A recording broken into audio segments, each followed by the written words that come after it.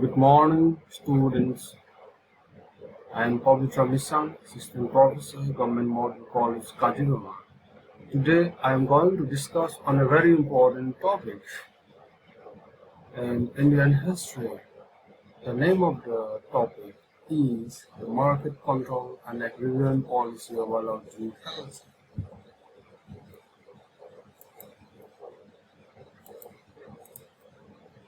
Uh, the objective of this discussion and class is to make students of undergraduate courses of history understand about the market control policy of Allauddin Khelji.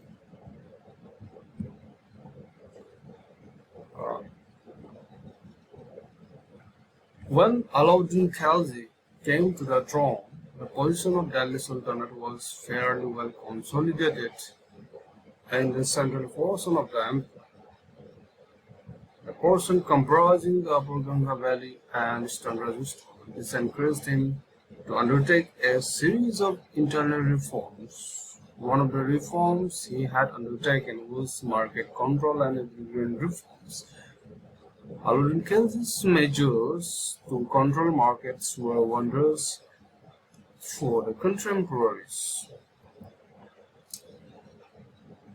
After conferring Situ, Allauddin Khelji sought to control the cost of all commodities in the market, from sugar, food grains, cooking oil to a needle, costly imported cloths, to horses, cattle, and slave boys and girls.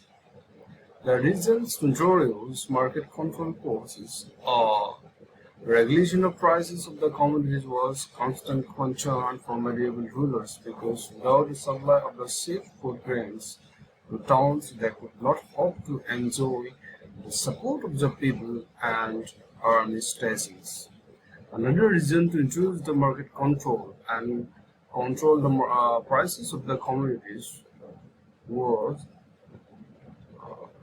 the Mongols' invasions prompted him to raise a large army to shake them.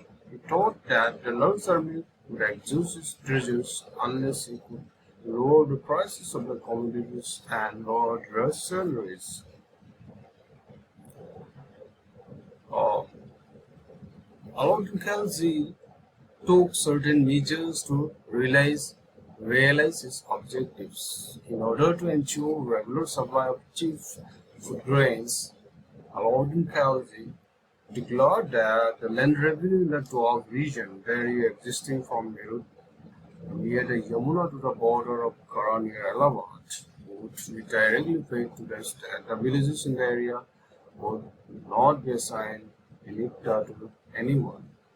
Secondly, the peasants were generally made to be obliged to pay in the case the state demand and forced them to sell their food grains at a lower price to Manjurans who were to carry them to the towns and sell them at the price fixed by the state.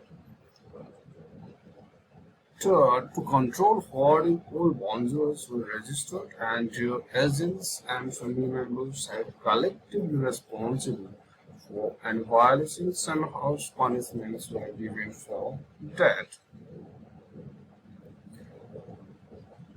Uh, Prices of the commodities, according to Barney, gives us prices of commodities and says permanence of prices in the grain market what wonderful of the is. Barney wrote Tariq-e-Pirsahi, a work on medieval India, which covers the period from the reign of Ghazipur Balban to the first 6 years of the reign of Firuzshah Tughlaq.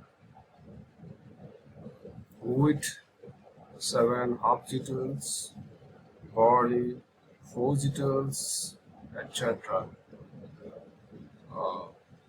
Good quality horses were sold only to the state. First grade horses sold at 100 to 120 tankas.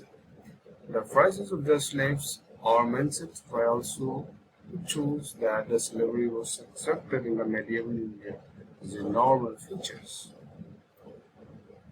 Clothes, perfumes, etc. was not vital for the Sultan, but their prices were also fixed because it was felt that High prices in this sector would affect prices of other sectors in general.